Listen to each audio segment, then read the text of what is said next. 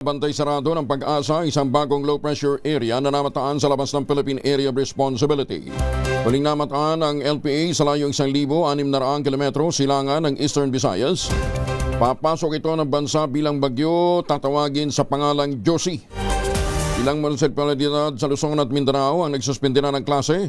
Epekto ng southwest monsoon o habagat na pinalakas ng Typhoon Inday na nakalabas naman ang Philippine Area of Responsibility noong pang-Sabado ng umaga. Ayon sa Pag-asa, habagat ang magdudulot ng malakas na mga pag-ulan sa lalawigan ng Ilocos Sur, La Union, Pangasinan, Zambales, Bataan ngayong araw. Sinabi ng Pag-asa, asahan din ang mas malakas na buhos ng ulan sa mga bulumbudukin o mga elevated areas na apektado ng habagat. Kaya pinag-iingat din po ang ating mga kababayan sa mga posibleng landslide. Kasama na natin si Ma'am Veronica Torres mula sa Pag-asa. Ma'am Veronica, good morning. Good morning din po, Sir Angel, at sa ating mga taga-subaybay sa DZRH. Ngayon nga, patuloy pa rin na epekto ng southwest monsoon o habagat sa Luzon at nagpapaulan na ito sa Metro Manila, Ilocos Region, Cordillera Administrative Region, Zambales, Bataan, Tarlac, Pampanga, Bulacan, Cavite, Laguna, sa may lugar ng Batangas, Rizal, Occidental Mindoro, Oriental Mindoro at Palawan. Mas magandang panahon sa nalalaping bahagi ng bansa kung saan may chance lamang tayo ng mga localized thunderstorms. Wala pa rin tayong gale warning sa kahit na anong dagat baybay ng ating bansa.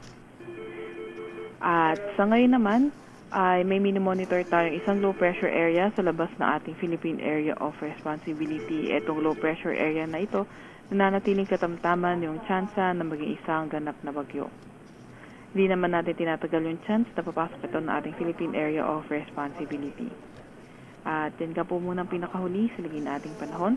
Wala sa Weather Forecasting Center ng Pag-asa, Veronica Torres. Ma'am Veron, yung pong malakas na ulan ngayon dito sa may Northern Luzon, hanggang kailan tatagal yan?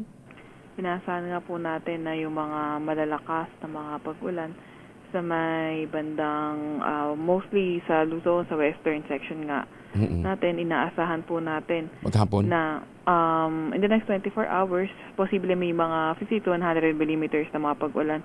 Pero beyond that, bumababa na yung tsansa. Okay. Sige. At least maganda. Mamayang hapon naman, kung malakas yung ulan ngayon, mamayang hapon medyo mag-i-improve. Sa ngayon Hopefully. naman po, in the next 24 hours, pwede pa rin pong may mga malalakas na pag-ulan, mostly western section ng bansa. And then beyond 24 hours, low chance na po yung mga sobrang lalakas na pag-ulan. Thank you, Ma'am Veron. Ingat po kayo. Magandang umaga. Salamat po. Ingat din. Si Veronica Torres mula po sa Pag-asa.